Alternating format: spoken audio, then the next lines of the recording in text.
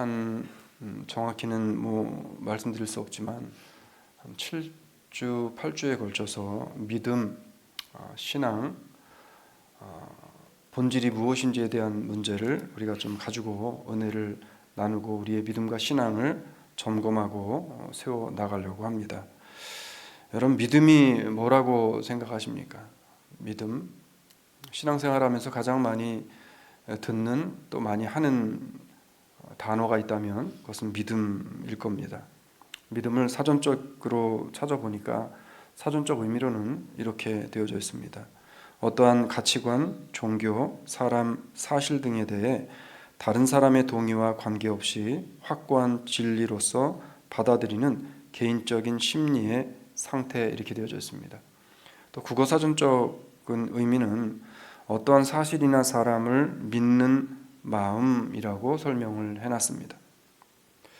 그러면 사전적인 의미는 그렇다 할지라도 그러면 신앙적으로 우리가 믿음 생활을 하면서 믿음이 있는가 없는가, 저 사람 참 믿음이 좋네, 왜 믿음이 저래 라고 이야기를 할 때 우리는 무엇을 기준으로 그 사람들의 믿음을 이야기하냐는 겁니다.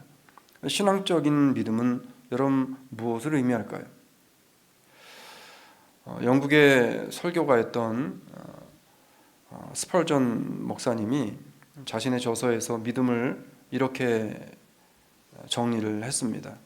믿음은 지식과 동의와 신뢰 세 가지로 이루어져 있다, 이렇게 써놨습니다. 믿음은 지식과 동의와 신뢰가 결합되어질 때에 비로소 믿음이 우리 안에 자리를 잡게 되어진다는 겁니다. 그러니까 말씀에 대한 지식이 있어야 하고, 지식이 있기 위해서는 말씀을 뭘 해야 될까요? 말씀을 알아야 되는 거잖아요. 그럼 말씀을 어떻게 알 수 있어요, 우리가? 네? 말씀을 어떻게 알아요? 성경을 읽어야죠, 성경을. 자, 로마서 10장 17절은 우리에게 뭐라고 이야기하냐면 이렇게 이야기합니다. 같이 갑니다. 시작. 그러므로 믿음은 들음에서 나며 들음은 그리스도의 말씀으로 말미암느니라. 자, 믿음은 뭐를 통해 난대요? 듣는 것을 통해 난대요. 그럼 뭐를 듣는 것을 통해 나요? 말씀을 듣는 걸 통해 난대요. 근데 말씀도 그냥 말씀이 아니라 그리스도 예수를 증거하는, 그리스도 예수를 듣고 그리스도 예수를 읽고 그리스도 예수를 알아야 그 알을 통해서 뭐가 생기냐면 믿음이 생겨난다는 겁니다. 이게 뭐예요? 동의, 지식과 동의, 그 지식을 통해 얻어진 예수 그리스도가 나의 구원주가 되어졌다는 사실에 내 마음이 동하게 되어지는 겁니다. 그리고 주님이 나의 구원주라는 사실을 믿는 믿음을 가지고 있는 사람들을 통해 나타나는 게 뭐냐면 그 주님을 신뢰하게 되어진다는 거죠. 이 신뢰가 같이 합산이 되어져야 비로소 하나님이 기뻐하시는 믿음의 사람으로 세워질 수 있다라고 말씀하고 있는 겁니다. 그러니까 말씀을 바로 들어야 믿음이 자라고, 그리고 바로 믿음이 자리를 잡고 그 믿음이 바탕이 될 때에 비로소 말씀에 대한 신뢰가 생기게 되어진다는 거죠. 자, 신뢰란 믿고 의뢰하는 것을 가리킵니다. 신뢰한다는 건 믿고 의뢰한다는 겁니다. 자, 이 신뢰가 깨어지게 되면 그러면 내가 믿고 내가 바라보았던 그것에 대한 믿음이, 관계가 깨어지게 됩니다. 그래서 신뢰는 믿음의 지수입니다. 지수가 뭔지 아시죠? 지수. 바로메타와 같은 그런 지수입니다. 그러니까 신뢰는 믿음의 지수라는 거예요.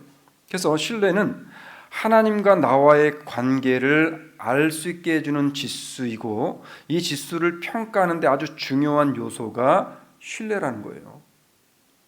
질문을 하나 드립니다. 여러분은 정말 하나님을 신뢰하십니까? 예수님을 신뢰하시나요? 그럼 좀 더 쉽게 할까요? 남편 신뢰하세요? 네. 아내를 신뢰하시나요? 여러분, 그 신뢰가 없는데 어떻게 같이 살아요? 신뢰하기 때문에 나가서 무슨 일을 하든지 우린 믿는 겁니다. 자, 신뢰라는 게 중요해요. 신뢰가 깨어지면, 신뢰가 깨어지는 순간부터 관계는 깨어지고 관계는 두절되어집니다. 영적인 부분도 마찬가지입니다. 성경은 이런 사람들 가운데서 진정한 믿음에 대해 이렇게 이야기합니다. 그러니까 신뢰, 하나님을 신뢰하는 신뢰를 가지고 있어야 되는데 그 신뢰가 깨어지지 않도록 하라고 성경은 우리에게 늘 이야기합니다. 예수님께서는 제자들에게 뭐라고 이야기하냐면 너희가 나와 함께 다니면서 나를 보고 내가 누구인지 경험했음에도 불구하고 너희가 나를 신뢰하지 못하느냐? 라고 하면서 주님께서 제자들에게 하신 말씀이 뭐예요? 요한복음 20장 29절의 말씀인 겁니다. 갑니다. 예수께서 가라사대 너는 나를 본고로 믿느냐? 보지 못하고 믿는 자들은 복되도다 하시니라. 아멘. 그러니까 보고 믿는 사람들이 믿을 수는 있지만 그렇지만 복된 믿음을 가지고 있어서 하나님의 복의 자리까지 올라가는 사람들은 어떤 사람이라는 거예요? 지금 보지 않고 믿는 사람이라는 거예요. 보지 않고 믿는 사람이라는 거예요. 그런 여러분들은 지금 이 성경을 기준으로 보았을 때 하나님을 신뢰하고 그리스도가 나의 구원주가 되시고 하나님이 나의 아바 아버지가 되심을 믿는다라고 말씀하셨기 때문에 그럼 여기 있는 여러분들은 하나님 앞에 어떠한 은혜를 받은 사람들이 이미 복됨을 받은 사람들이라는 거예요. 자, 우리들의 믿음은 무엇을 바탕으로 바로 세워질 수 있을지를 우리가 말씀을 통해서 한번 쭉 보기를 원합니다. 그래서 내 믿음이 하나님 앞에 건강히 세워지고 내 믿음이 하나님 앞에서 다른 것을 신뢰하는 것이 아니라 하나님만을 바르게 신뢰할 수 있는 믿음으로 날마다 변해가고 날마다 성장과 성숙을 함께 맛보고 갈 수 있는 믿음의 사람들이 되어지길 원합니다. 우리가 이렇게 되려면 어떻게 해야 되는가? 그냥 되는 게 아니라는 것. 첫 번째는 믿음은 성경에 대한 신뢰를 바탕으로만 반드시 성장하고 성숙합니다. 믿음은 성경에 대한 신뢰를 바탕으로 일어납니다. 자, 성도의 믿음은 반드시 성경에 대한 신뢰를 바탕으로만 성장할 수 있다라고 성경에서 기록하는 거죠. 오늘 본문은 이렇게 우리에게 이것을 설명합니다. 민수기 23장 19절 상반절에 보니까 같이 갑니다. 시작. 하나님은 인생이 아니시니 시건치 아니하시고. 자, 하나님은 인생이 아니시니 시건치 아니하시고. 자, 하나님께서 이스라엘 백성들에게 성경에 대해서 말씀하시고 이스라엘 백성들에게 언약을 세워주셨죠. 아브라함에게 창세기 12장을 통해 언약을 세우셨고 그리고 창세기 1장에서 천지를 창조하신 이후에 아담에게 언약을 세워주셨습니다. 그리고 하나님께서는 예수 그리스도를 통해 신약시대를 접어드는 우리들에게 언약을 세워주셨습니다. 그리고 예수 그리스도를 통해 그 언약을 완성하시게 되어질 것입니다. 자, 하나님께서 이스라엘 백성들에게 성경에 대해서 뭐라고 이야기를 했냐면 우리가 왜 그러면 하나님 믿음은 성경에 대한 신뢰를 바탕으로 되어진다라고 이야기했는가? 성경을 그럼 우리가 어떻게 대해야 될 것인가? 우리가 믿음을 가지기 위해서는 아까 말씀을 들어야 된다 그랬는데 말씀을 듣고 읽는 것이 왜 중요하냐는 겁니다. 자, 성경은 이렇게 이야기합니다. 이사야서 34장 16절에 보니까 이렇게 이야기합니다. 갑니다. 너희는 여호와의 책을 자세히 읽어보라. 이것들이 하나도 빠진 것이 없고 하나도 그 짝이 없는 것이 없으리니 이는 여호와의 입이 이를 명하셨고 그의 신이 이것들을 모으셨음이니라. 자, 성경은 우리에게 뭐라고 명령을 해요? 지금 너희는 여호와의 책을 자세히 읽어보라. 자, 뭐를 지금 읽으라는 거예요? 지금 말씀 성경을 읽으라는 거예요. 자, 이것들이 하나도 빠진 것이 없고 하나도 그 짝이 없는 것이 없으리니 하나님의 말씀에 무엇을 의미합니다. 하나님의 말씀인 성경 66권이 여러분 오류가 있는 말씀입니까? 아니죠. 오류가 없어요. 이건 하나님의 말씀이기 때문에 오류가 없습니다. 그래서 우리는 하나님의 말씀을 하나님에게 주신 하나님의 분명하신 하나님의 메시지요 예수 그리스도 본인이심을 우리는 믿어 의심치 않습니다. 자, 이 말씀을 우리가 읽고 그리고 이 말씀을 믿고 이 말씀이 오류가 없다는 사실을 분명히 믿고 있을 때에 우리는 하나님의 말씀에 대한 신뢰가 우리에게서 나타나고 신뢰를 통해 믿음이 성장하게 되어진다는 겁니다. 자, 여호와의 입이 이를 명하셨고 하나님께서 하나님의 입으로 친히 이 명령의 말씀을 주셨다라고 이야기했습니다. 모세가 시내산에 올라가서 하나님께 받은 하나님의 말씀이 뭐였죠? 하나님의 계명 십계명이었습니다. 하나님이 성경에 보면 하나님이 친히 돌에 글을 새겨 주셨다라고 말씀하셨습니다.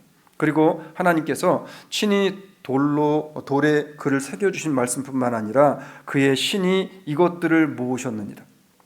자, 하나님의 신이 이 모든 것들을 제자들을 통해서 선지자들을 통해서 우리에게 주신 하나님의 말씀으로 우리에게 내려주셨다는 겁니다. 하나님의 신은 뭐를 가리킬까요, 여러분? 창세기 1장 1절에 태초에 천지를 창조하시니라. 2절부터 보게 되어지면 하나님의 신이 수면 위를 두루 운행하시니라. 여기에서 말씀하는 The Spirit of the God 뭐예요, 여러분? 이게 성령의 성령. 그리고 이 신은 곧 누구를 의미합니까? 예수 그리스도를 의미하는 것. 그렇기 때문에 이 모든 말씀을 모으시고 모든 말씀의 주인이 되시고 말씀 되신 분 예수 그리스도, 그분을 너희는 자세히 알고 그분을 자세히 읽고 배워서 그 말씀에 대한 신뢰를 통해 우리의 믿음이 더욱더 성장하고 성숙하게 만들라라고 말씀을 하고 있는 겁니다. 성경을 읽고 알아야 주시는 말씀이 나에게 무엇을 요구하시는지를 알 수 있고요, 믿음의 기본적인 바탕이 되어지는 겁니다. 세계적인 문학 작품들이 얼마나 많이 있습니까? 여러분, 세계적인 문학 작품 중에서 여러분들의 기억에 뇌리 속에 지금 딱 떠오르시는 게 뭐가 있나요? 예? 과거에 책 많이 읽으셨잖아요. 많이 있을 거예요. 뭐 조야볼도 있을 것이고 셰익스피어가 썼던 책들도 있을 겁니다. 예? 맥베드도 있을 것이고 뭐 우리가 잘 알고 있는 여러 가지 이야기들. 저도 개인적으로 미우라 아야코가 쓴 책들을 많이 좋아합니다. 뭐 빙점 같은 것들도 좋아하고. 자, 그런데 세계적인 아무리 훌륭하고 뛰어난 문학 작품들이라 할지라도 감동을 우리에게 주고 감동적으로 잘 쓰여졌다 할지라도 그 모든 책들은요, 사람의 생각 속에서, 경험과 인식 속에서 나온 사람의 의견에 불과한 것입니다. 아무리 훌륭한 책도, 아무리 훌륭한 시도 마찬가지예요.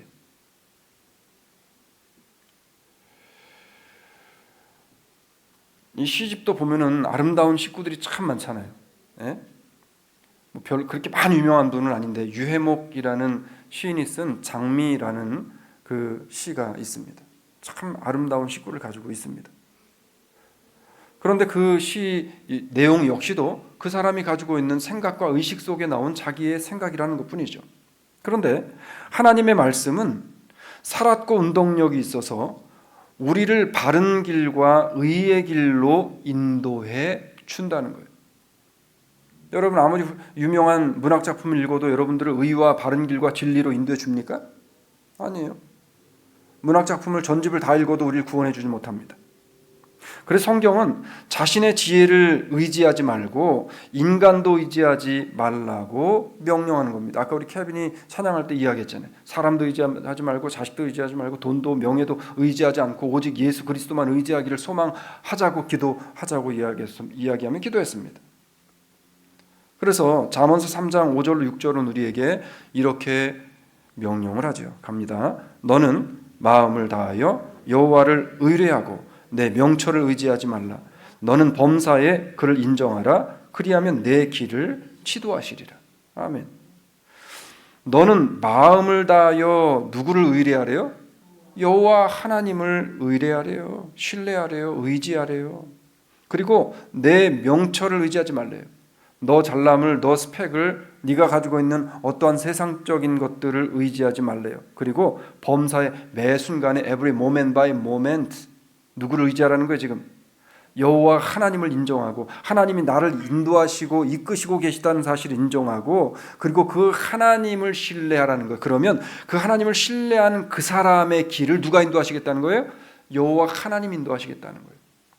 바라기는 오늘 우리의 남겨진 모든 인생의 길을 내가 개척해가는 것이 아니라 여호와 하나님이 이끄시고 인도해 가실 줄로 믿습니다. 두 번째는 믿음은 주신 약속에 대한 신뢰를 바탕으로 성장합니다. 모든 성장은 먹어야 일어납니다. 사람이 성장하고 크는 것도 밥을 먹고 그리고 때가 되면 여러 가지를 먹어야 성장하고 크고 성숙합니다. 믿음도 마찬가지라는 거예요. 믿음도 주신 하나님의 약속에 대한 신뢰를 먹고 성장합니다. 믿음은요, 성경의 약속이 반드시 이루어질 것에 대한 신뢰가 있을 때 강하여집니다.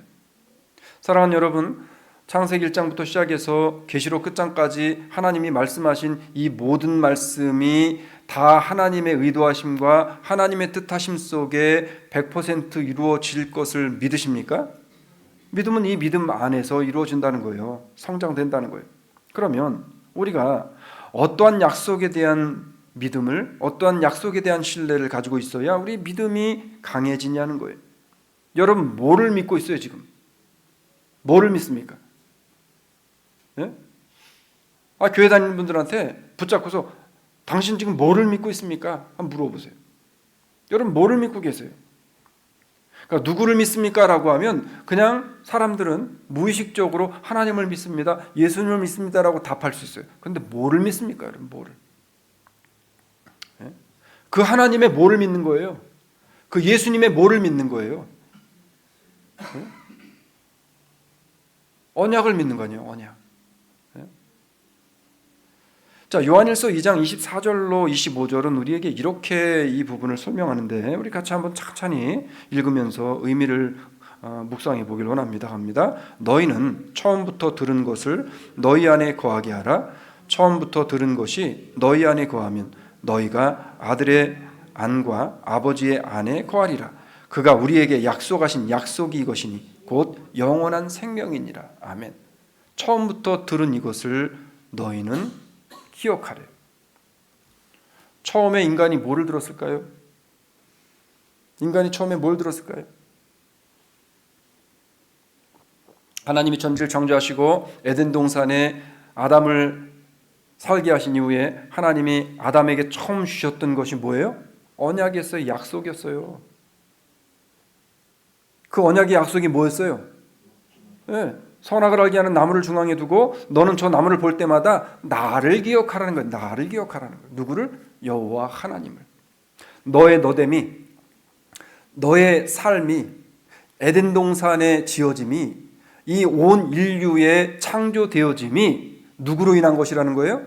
여호와 하나님으로 인한 것이라는 거예요. 저 나무를 볼 때마다 너는 너의 것이 아니라 나의 것임을 잊어버리지 말고 너는 나를 기억하라는 거예요. 그래서 뭐예요? 너희는 처음부터 들은 것을 너희 안에 거하게 하라. 주신 하나님의 말씀을 우리 안에서 뽑아버리면 안 된다는 거예요. 그런데 이것을 누가 뽑아버려요? 아담과 하와가 선악과를 따먹음을 통해 뽑아버리게 되어집니다. 뭐라고 이야기합니까? 처음부터 들은 것이 너희 안에 거하면 너희가 아들의 안과 아버지의 안에 거하리라. 여러분, 하나님의 말씀에 불순종하게 되었을 때 아담과 하와에게서 하나님이 신이 떠나버립니다. 사울왕이 하나님의 은혜를 받고 하나님으로부터 기름 부음을 받아 하나님의 성령이 그와 함께 하실 때에 사울이 어떤 삶을 살았습니까? 모든 것이 잘 풀려지고 세상의 것들이 잘 되어졌을 때 하나님을 떠나고 교만과 오만을 가지고 있었던 사울에게서 성경은 뭐라고 이야기했어요? 사무엘을 통해서 이미 하나님의 신이 당신을 떠났다라고 이야기했습니다. 뭐예요, 여러분? 우리 안에 아버지와 우리 안에 아들이 계신 것을 우리가 잊어버려서는 안 된다는 거예요. 내 안에 누가 계시다는 거예요, 지금? 성령 하나님이 계시다는 거예요. 내 안에 누가 계시다는 거예요? 삼위일체 하나님이 계시다는 거예요. 근데 그 하나님 우리에게 주신 약속이 뭐냐면 그가 우리에게 약속하신 약속이 이것이니 그 약속이 뭐라는 거예요? 곧 영원한 생명이니라. 그럼 영원한 생명은 누구에게 허락하셨던 생명일까요? 네? 우리에게 허락하셨던 아담과 하와에게 에덴 동산에서 너희는 생육하고 번성하여 땅에 충만하라 라고 축복하셨던 여호와 하나님의 그 축복, 영원으로 갈 수 있는 축복을 다시 회복하라는 거예요, 지금. 그래서 뭐예요? 우리에게 약속하신 약속이 것이니 곧 영원한 생명인데 그 영원한 생명, 그 생명을 하나님이 다시금 회복시키시겠다라고 하는 복락원 해주시겠다라고 하는 그 주신 약속의 말씀을 신뢰하고 힘들어도 어려워도 자빠져도 넘어져도 다시 일어나서 누구를 바라보며 앞을 향해 나가라는 거예요? 예수를 바라보며 앞을 향해 나가라는 거예요. 다음 시간에 우리가 그 부분을 조금 더 디테일하게 얘기를 할 겁니다.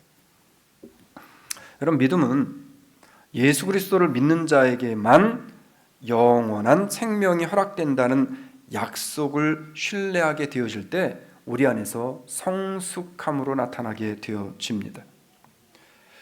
사람들은 후회하면서 살아요. 저도 50년을 이제 살아오면서 돌아보면 어제 일도 후회투성입니다. 오늘 아침 일도 이것보다 이렇게 했을 거라는 후회투성입니다. 하물며 지난 50년의 삶을 돌아볼 때 후회가 없는 인생이 있을까요? 여러분, 후회 하나도 없으십니까? 지금까지 살아온 인생에 있어서? 아니죠. 후회하는 것은 인간들에게만 있는 거예요. 여러분, 하나님 후회하실까요? 하나님은 약속에 대한 것을 후회하지 않으시는 분이십니다. 물론 하나님이 인간 창조하심을 한탄하시는 적은 있었어요, 몇 번. 오늘 본문 중반에 보게 되어지면 이렇게 민수기서 23장 19절 중반절에 이야기합니다. 같이 갑니다. 시건치 아니하시고 인자가 아니하시니 후회가 없으시다. 하나님은 사람이 아니시기 때문에 후회하시는 분이 아니에요. 때로는 냉정합니다. 때로는 온유함으로 따뜻함으로 감싸주십니다. 그러나 때로는 하나님께서는 천지의 계벽을, 때로는 땅을 가르시고 때로는 불뱀을 보내셔서 때로는 바다를 가르셔서 하나님의 심판을 인간들에게 보이시는 지엄하신 하나님이십니다. 그런데 마귀는 이러한 사실을 사람들로 하여금 깨닫지 못하게 해요. 그래서 하나님은 자꾸만 사랑의 하나님으로만 미화를 시킵니다. 마치 세상의 모든 것을 다 해결해 줄 수 있을 것처럼 사람들을 속여서 이 세상의 것들을 따라가게 만듭니다. 사랑의 하나님이기 때문에 이 세상과 함께 더불어 살아가도 이 세상이 네가 필요한 모든 것들을 해결해 줄 수 있어 라고 마귀는 우리에게 속삭입니다. 우리에게 오늘도 선악과를 따먹으라고 속삭입니다. 그런데 성경은 주신 약속에 대한 신뢰, 하나님의 말씀에 대한 신뢰를 가지고 있으면 이 거짓 속삭임에 넘어가지 않을 수 있다라고 말을 합니다. 왜냐하면 성경은 세상이 생각하고 세상이 주고 세상이 우리에게 주는 수없이 많은 잘못된 거짓 인포메이션과 너무나 다르기 때문에 그래요. 우리에게 반대되는 말씀을 합니다. 야고보서 사도는 우리에게 이렇게 경고를 합니다. 갑니다. 시작. 야고보서 1장 16절로 17절입니다. 내 사랑하는 형제들아, 속지 말라. 각양 좋은 은사와 온전한 선물이 다 위로부터 빛들의 아버지께로부터 내려오나니 그는 변함도 없으시고 회전하는 그림자도 없으시느니라. 자, 모든 것들이 다 누구로부터 온대요? 하나님으로부터 온대요. 이 하나님은 어떤 하나님이냐면 그는 변함도 없으시고 회전하는 그림자도 없으시대요. 무슨 말입니까? 모든 사물에는 그림자가 있어요. 달과 별도, 온 인류도, 지구도, 모든 것들도 회전하고 다 자신의 자리를 찾아서 갑니다. 하나님은 창조주이시기 때문에 이 모든 것들을 하나님이 컨트롤 하시기에 하나님은 그런 것들과 상관없으신 분이라는 거예요. 그 하나님이 모든 것들을 내려주시기도 하고 걷어가시기도 한다는 거예요. 그러니까 사랑하는 형제들아, 너희들이 세상이 너희에게 속삭이는 사탕발림과 같은 그런 세상적인 것들에 속아 넘어가지 말고 모든 것들이 하나님으로부터 오고 하나님이 가져가실 수 있다는 사실을 너희는 잊어버리지 말아라. 그래야 믿음이 성장하게 되어진다라고 이야기합니다. 어리석은 부자가 그 해에 농사가 잘 되어져서 이번에는 농사가 너무나 잘 되어졌으니까 내가 창고 몇 개를 더 짓고 거기에 그득그득 곡식을 채워놓고 내가 이제부터는 호화로이 연락하며 파티하며 살겠노라 라고 하고 있을 때에 예수님이 뭐라 그랬어요? 어리석은 자야, 오늘 저녁에 내가 내 영혼을 데려가면 네가 지금 그렇게 가지고 있는 통장에 그득그득 쌓아놓은 그것 다 누구 것이 되겠느냐라고 말씀을 하시는 겁니다. 인생들은요, 믿음이 있다라고 하면서도 우리가 믿음에 대한 말은 하지만 우리의 삶에 있어서 정말 그 믿음의 실천을 하며 믿음을 따라가는 삶을 보기는 참으로 힘듭니다. 세상에서 불어오는 풍랑을 보고 좌초되지 않을 수 있는 것은 나에게 주신 약속의 말씀을 신뢰하는 믿음으로만 가능하다라고 성경은 이야기합니다. 나의 삶의 신뢰의 대상이 정말 하나님 한 분을 향하기를 소망합니다. 다른 것을 향하는 것이 아니라 하나님 한 분을 향하기를 소망합니다. 세 번째는요, 믿음은 주님께서 지금 내 옆에 계심을 신뢰하는 것이 믿음이래요. 지금 예수님께서 여러분과 함께 동행하심을 믿으십니까? 네. 제가 있잖아요, 심적으로 마음적으로 너무 힘드니까 주님이 나와 함께 하심에 대한 생각을 할 여지도 없어지더라고요, 정말. 그런데 지난 몇 주 동안 여러 가지 아시는 분들은 아시겠지만 심적으로 참 많이 괴롭고 힘들었습니다. 거기다가 막 지금 알러지 시즌이잖아요. 근데 알러지까지 겹치니까 이 사람이 정말 말 그대로 이 땅을 파고 들어가는 것 같은 그런 느낌이 들었습니다. 여행을 좋아하는 사람들은 알겠지만 사람이 혼자라고 느껴지는 순간이 가장 갑갑하고 그리고 가장 초조하게 만드는 겁니다. 한 주 반 전인가 갑자기 앉아 있는데 세상이 공허함이 나 혼자 서 있구나라고 하는 생각이 들면서 머릿속에 돌고 있는 팽이가 하나가 딱 나오는 거예요. 근데 팽이가 돌고 있는데 팽이 주변에 아무것도 없고 팽이 혼자서 돌고 있는 겁니다. 저 팽이 도는 팽이가 내 모습이구나라는 생각을 하니까 이게 만사 이 일들이 참 마음이 무너져 내리는 그런 것들을 경험했습니다. 여러분, 여행을 할 때 가장 사람을 초조하게 만드는 건 여행하다가 닥치게 되어지는 어려움 중에 내 옆에 아무도 없다고 생각이 들게 되어졌을 때 두려움이라고 합니다. 저도 여행을 좋아해서 여행을 많이는 안 했지만 그래도 많은 나라들을 가보고 했었습니다. 근데 정말 어떤 역경이 상황이 닥쳤을 때 혼자 여행을 할 때에는 이게 근심과 두려움으로 다가오더라고요.